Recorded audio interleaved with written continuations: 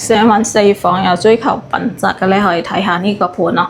呢個盤咧稱得上係斗門湖心路嘅標杆啊！你睇我哋睇到呢啲門啊，仲有呢啲鎖啊，全部都係交樓標準嚟㗎。仲有呢啲牆，即係整好晒冚唪唥啊！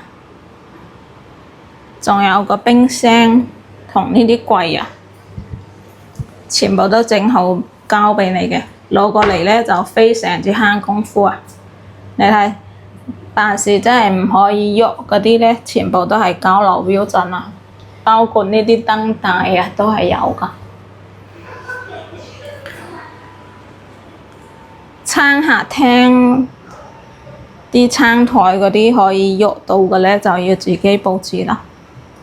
你睇，包括呢啲背景牆啊、啲燈啊，仲有前屋嘅空調啊、熱水器啊，冚唪唥都整好俾你㗎。包括呢啲背景牆啦，即係攞過嚟就非常之慳功夫㗎。攞過嚟咧，佈置下原裝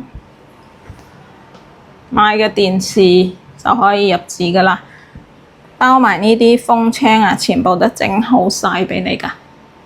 就攞過嚟咧，真係好慳功夫嘅，可以做到拎包入紙啊！而且咧，收樓嘅時候仲有管家1對1嘅服務。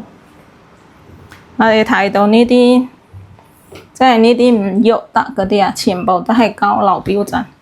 而且呢個一棟咧，佢呢個櫃都升級咗，整得好靚嘅，好實用㗎。呢個就係4房中最細嘅一間房。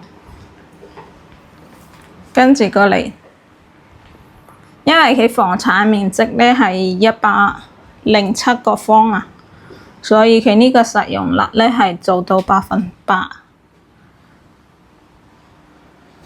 而且啲窗啊，全部都有鏡嘅，包括埋呢啲啦，前屋智能就有呢啲鏡啊，